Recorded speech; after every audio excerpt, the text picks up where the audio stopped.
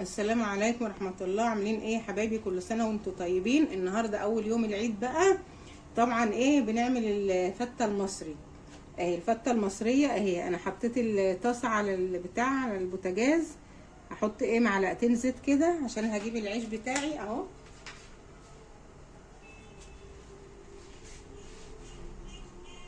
كده انا مقطعة بقى العيش ايه حتت صغيرة كده اهي اهو. هحطه بقى في الزيت ياخد تحميصة كده في قلب الزيت.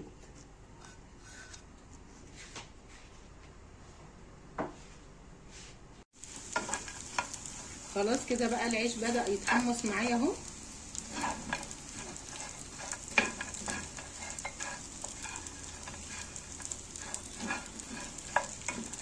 العيش اتحمص معايا اهو. هفضيه في الطبق بقى.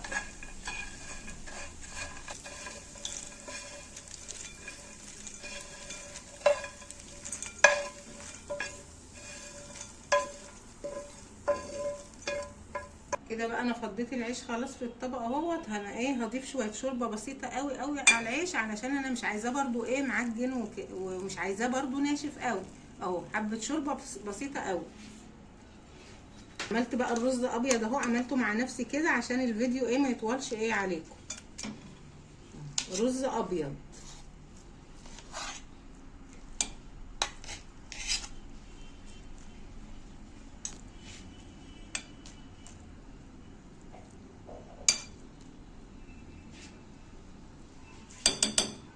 على العيش انا جبت الطاسه اللي انا عامله فيها العيش اهي. هحط فيها ايه معلقتين زيت صغيرين كده.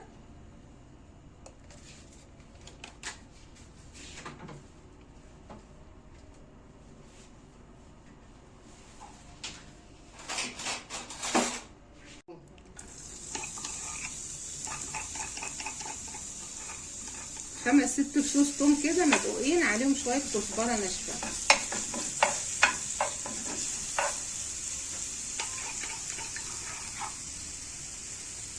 التومه بتاعتي ايه اتحمرت اهيت. هضيف عليها شويه خل.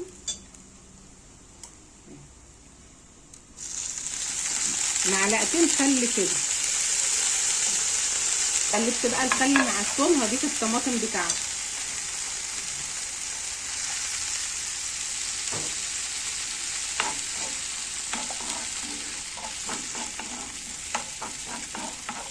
احط بقى ايه التوابل بتاعتي.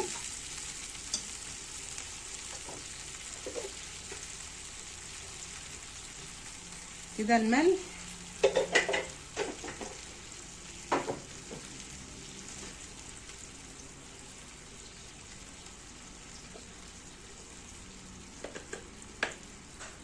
كده البهارات السبعة. خلاص كده بقى حبايبي الطماطم بتاعتي اتسبكت اهي مع التومه مع الخل. هضيفها بقى على الفته بتاعتي اهي. طبعا الريحه اخر جمال ما شاء الله.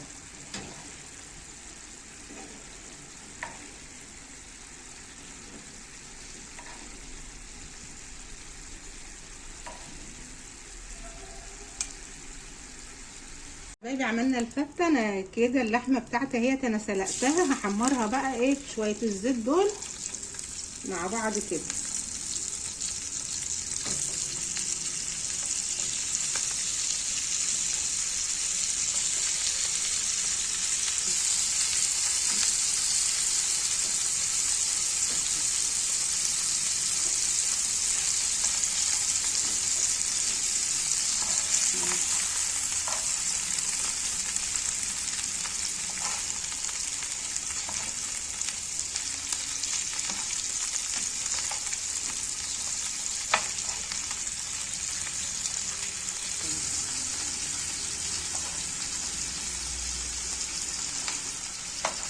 كده انا بحمر اللحم حبايبي مطرح الطماطم اللي انا عاملاها. الصلصه اللي عاملاها للفته مديه ريحه وطعم جميله قوي. كده اتحمرت بقى خلاص.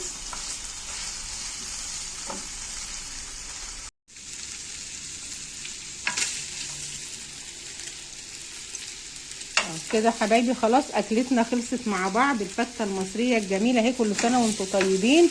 اهي اسرع واجمل من كده مفيش.